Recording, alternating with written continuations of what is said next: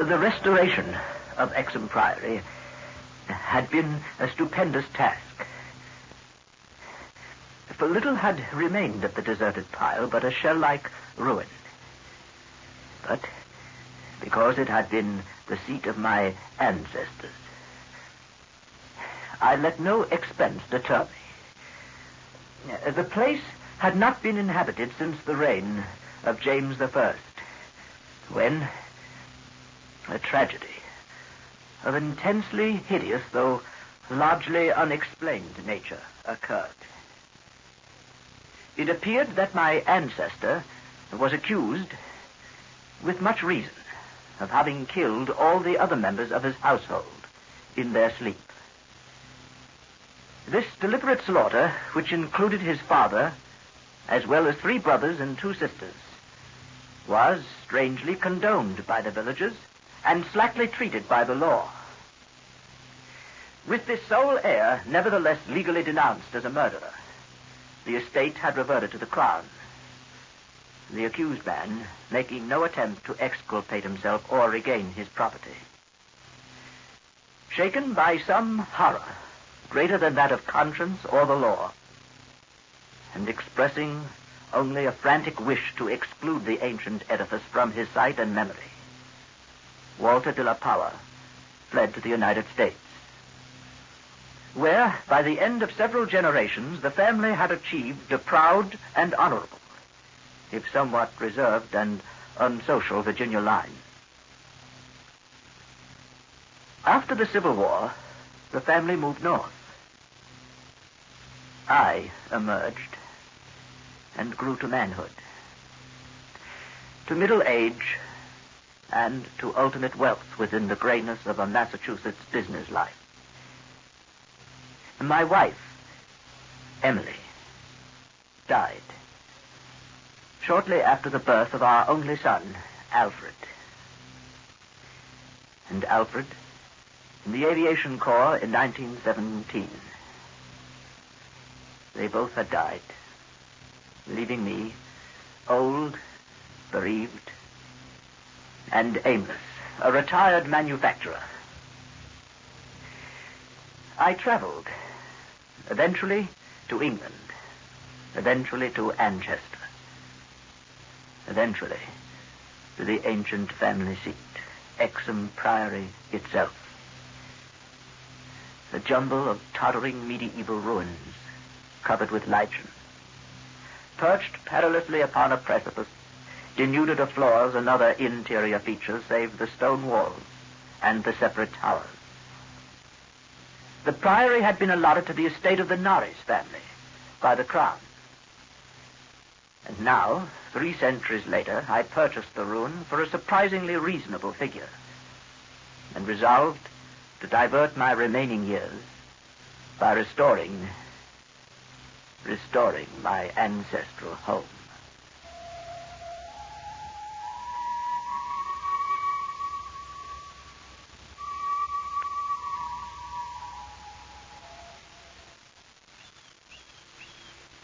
I had secured the interest, assistance, and the friendship of Captain Norris, whose knowledge of the place had been increased through the years by his having accompanied the many architects and antiquarians who loved to examine the strange relic. Mind your foot on that big stone over there. The architecture, you see, is peculiarly composite. Gothic towers resting over there on Saxon or Romanesque substructure. The foundation is of a still earlier order, blend of orders, I suppose, Roman or even Druidic or native Cymric, if legends speak truly. And merged on the one side, you see, down here, with the solid limestone of the precipice. Amiable Captain Norris. The place and its ancestry had an almost consuming fascination for him. He knew every detail of its history and its former structure, and became of inestimable help in the reconstruction. The priory itself actually stands on the site of a prehistoric temple. Yes. A druidical or anti-druidical thing which must have been contemporary of Stonehenge and dates like that. Well, it's unfortunate that our neighbors aren't all antiquarians such as you, Captain Norris. I had not been in Anchester a day before I knew I came from an accursed house. Oh, yes, the country folk around here have their own sense of tradition, I'm afraid. they hated the priory hundreds of years ago when your ancestors lived here. And they hate it now, with the moss and mold of abandonment on it. We'll have to go outside of the immediate vicinity for our workers. You see, it isn't so much hatred as the almost unbelievable fear they have of the place. And the scope appears to include both the priory and, I'm afraid, its ancient family. Yes, I don't seem to be able to convince the villagers how little I know of my heritage. Oh, but to them a lineage is beyond a message of knowing. It's in the bone and blood itself. Yeah. I'm not sure I disagree. But what do we see? After 3 centuries, a power has returned to his ancient site to reconstruct the very house. And for the villagers, you've come to restore a symbol abhorrent to them. Oh.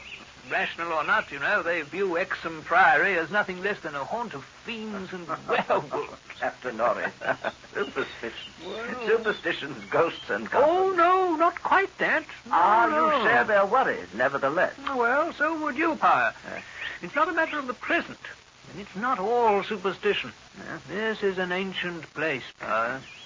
That indescribable rites had been celebrated here, no one doubts. Rites of the Cybele worship the Romans had introduced. Inscriptions, still visible in the subcellar of the priory, bear the unmistakable letters and signs of Magna Mater, whose dark worship was once vainly forbidden to Roman citizens. About 1000 A.D., the place is mentioned as being a substantial stone priory housing a strange and powerful monastic order and surrounded by extensive gardens. You will see them right over there. Oh, yes. Yeah.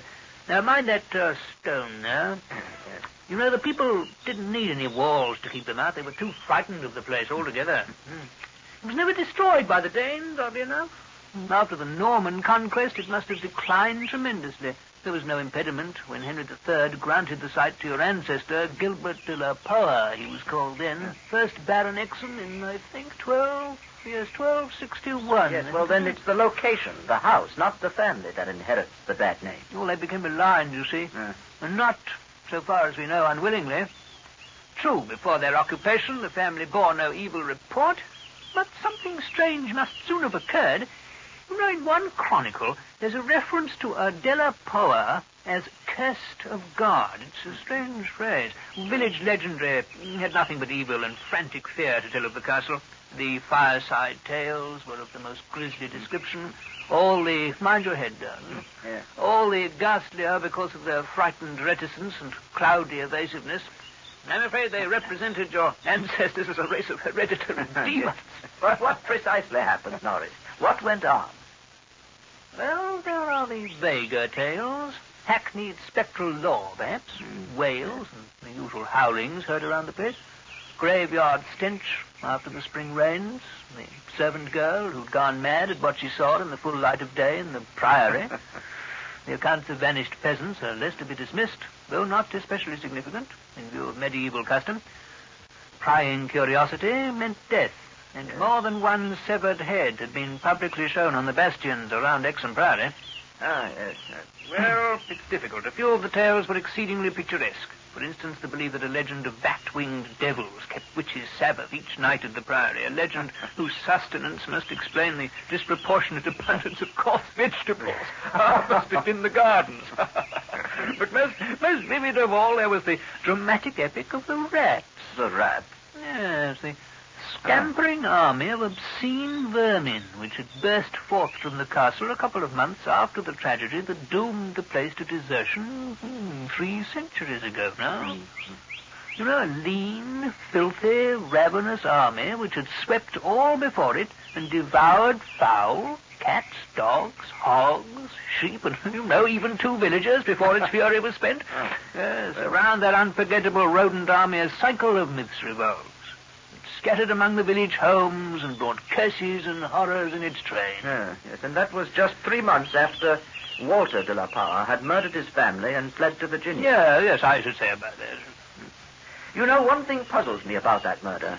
Walter de la Poer must have known for years the sinister tales about his family, so that this material could have given him no fresh impulse. I can scarcely conjecture what discovery could have prompted an act so terrible. What had he witnessed? Or stumbled upon? Take this path downhill. Yes. The general whispered sentiment seems to have been that he purged the land of immemorial curse.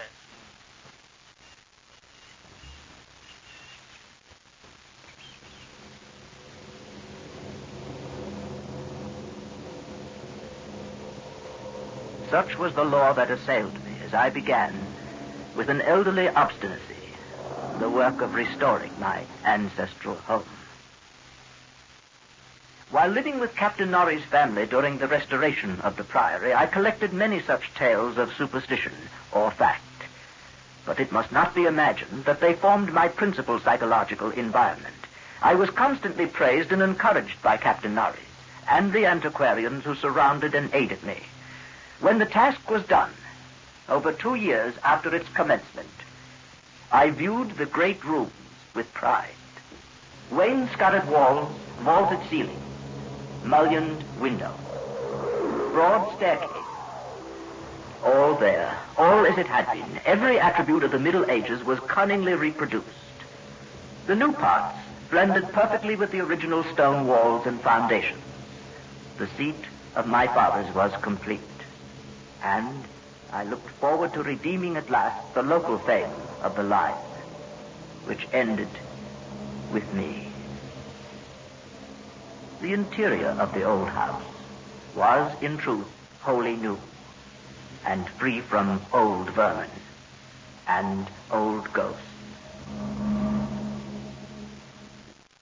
The first incident occurred 6 days after I moved into the priory.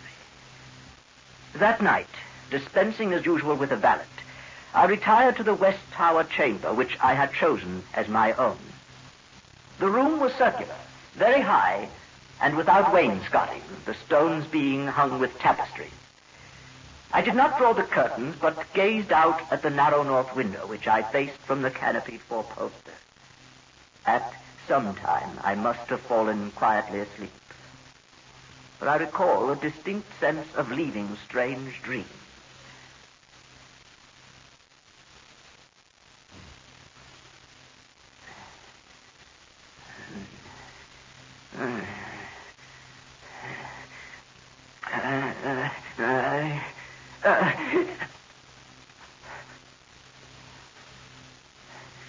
As I awoke, I found myself looking intensely at a point on the wall, a point to which my eye had nothing to market, but toward which all my attention was directed. Whether the tapestry actually moved, I cannot say. I think it did very slightly. But what I can swear to is that behind it I heard a low, distinct scurrying, as of mice or rats. Then it was gone. Some sort of effect of echo, perhaps, coming from some other area of the house. There was no need of my looking behind the arras, for the walls were of solid stone, several feet thick.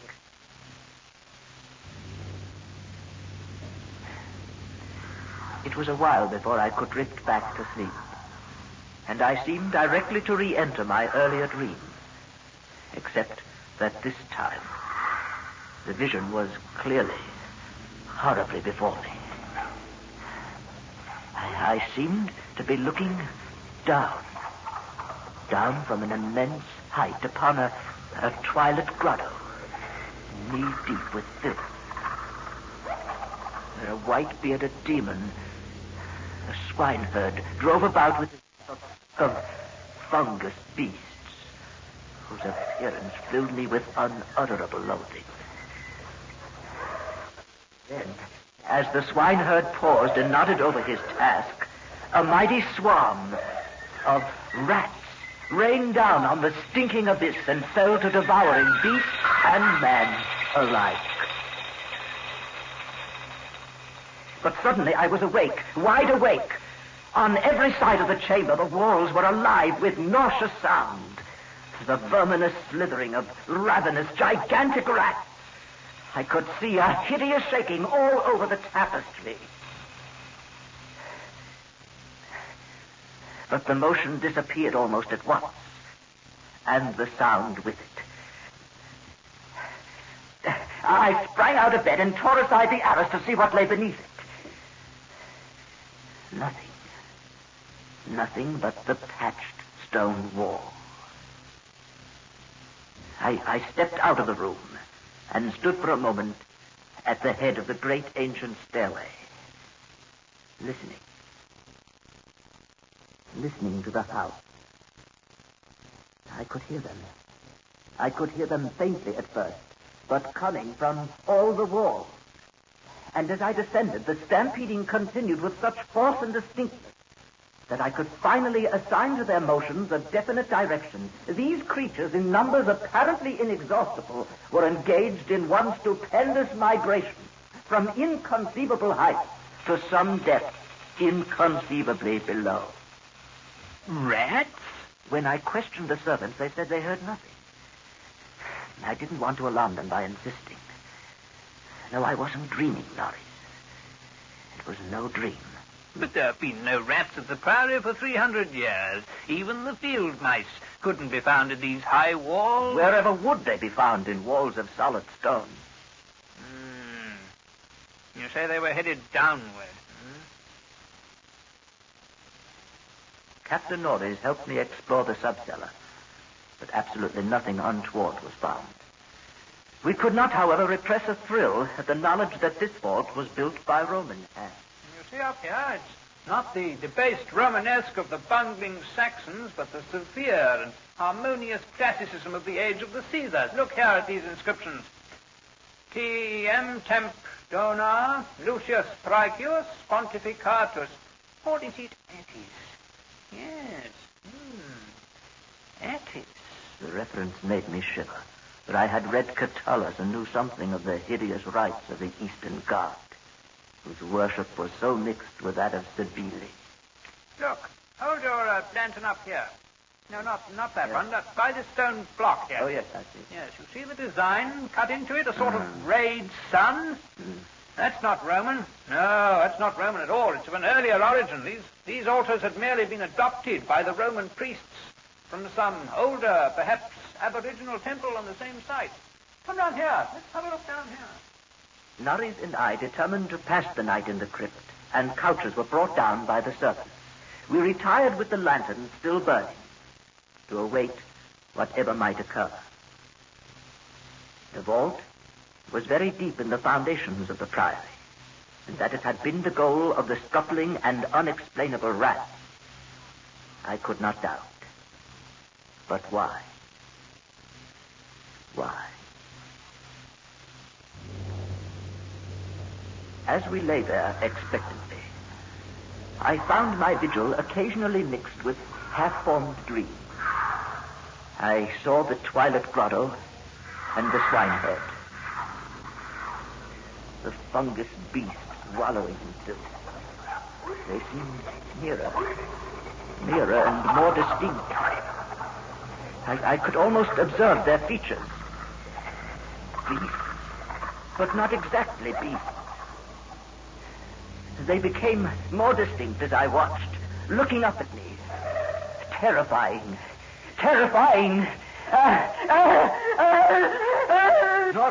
Norris, wake up, Norris.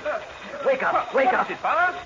What's wrong? Did you hear them? Did you hear them, Norris? What? The rats. Rats? I heard nothing at all. Still downward. They were going still farther down. No. There are cellars below us, Norris. Cellars? Norris, was it hallucination? Was it madness? Why have they stopped? Why is it silent now? Perhaps you've been shown what certain forces wish to show you. They were headed downward. In this altar. See, Norris? The lantern flickers at the crevice here between the altar and the floor. There must be some kind of... By Jove! There must be some way of descending, some door, some kind of entrance. Balanced by some sort of counterweight, I expect. You see? Look here, look. Yes. The entire stone pivots aside. By Jove! There's your cellar power.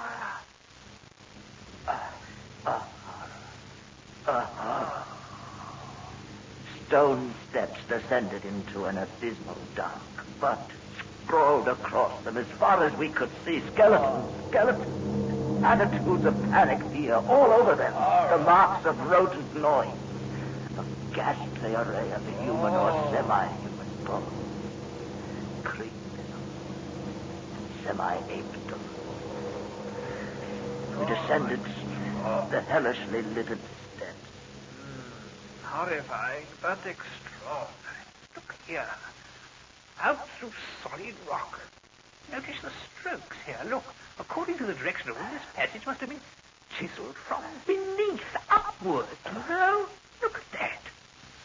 You notice the air? There's a cool movement of air. Probably some fissure in the cliffs above. Yes, look, Pa, the stairway ends here. There's light filtering down from somewhere up here. I can't quite see it, but... Hey, it must be morning outside. You know, almost enough light to see. It's a sort of grotto. Enormous. You can just barely... The descent from reality had almost prepared me for what was to come. Norris, when I reached him, stared out with a look resembling that of the skulls at his feet. Then I followed his eyes over the subterranean world before us. Dear God. We must not underestimate the archaeological importance of such a discovery as this. The Twi'lek grotto was of enormous height and stretched farther than any eye could see. There were buildings and other architectural remains. In the center, a circle of monoliths, but dwarfed, everything dwarfed by the spectacle on the ground. An insane tangle of bones, human or nearly so. Like a foamy sea, they stretched postures of demonic frenzy, either fighting off the menace or clutching other forms with cannibal intent. Yes, these skulls suggest a rather baffling mixture. Mostly lower in the scale of evolution than Pithecanthropus, but in every case definitely human. Actually, some of them seem to be supremely and sensitively developed types. Horror upon horror. All the bones gnawed. Altars serving as butcher shop and kitchen. Mostly by rats. Cauldrons. Dining tables. Not all by rats, my Jack. Goblets brown-stained and dried. Horror upon horror. Notice the stone pens over here. For the keeping of herd, I expect, and out of which they must have broken in their last delirium of hunger or rat fear. Herds of some primordial human type. Fascinating. And there are a row of cells nearly rusted through. Their tenants still locked inside. And on the bony forefinger of one, a new ring with my own coat of arms. Strange ideographic carvings here on some of the skulls. Here, look at this, Pa. You know, I believe they're Phrygian in origin. Cases of formally arranged bones with parallel inscriptions in Greek and Latin. Still downward, I could hear them. Where else could they draw me?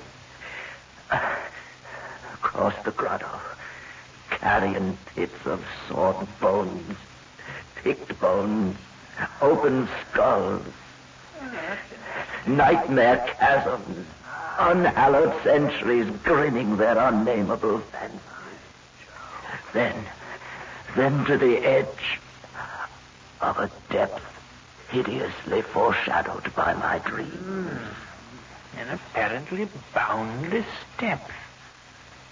Power, there's no end to it. A great mouth, lined with human debris. Spewing, swallowing, yawning out from the primordial... Power, stay out of it, man! The rats, questing new horrors, determined to lead me on. I ran, following them.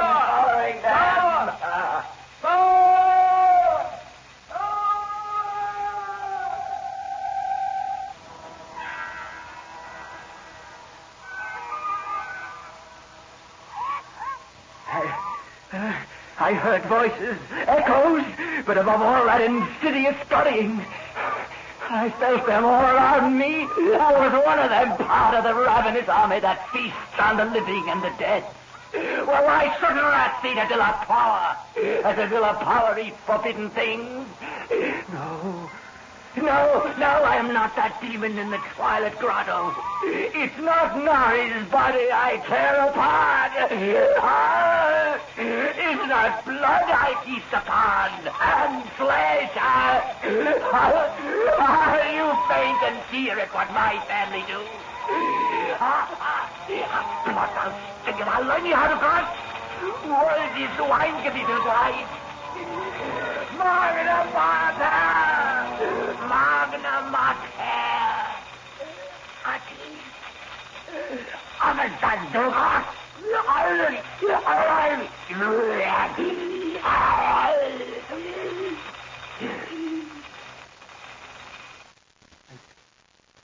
That is what they said. I said when they found me in the blackness over the half-eaten body of Captain Nari.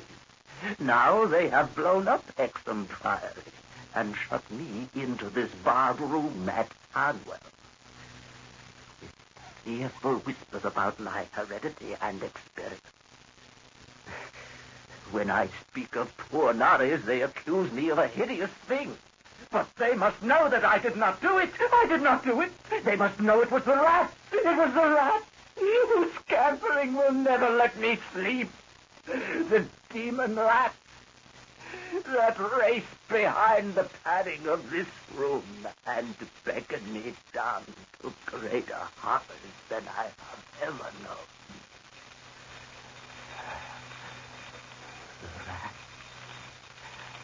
The rat they can never hear.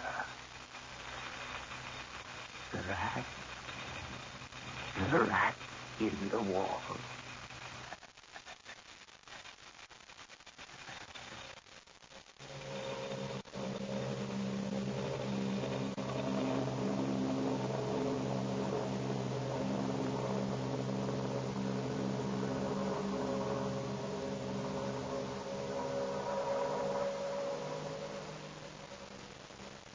That was The Rat in the Wall by H.P. Lovecraft. The part of Captain Norris was played by Bernard Mays, and Powers was played by your host of Black Mass, Eric Bauerfeld. The technical production was by John Whiting. And now, good night.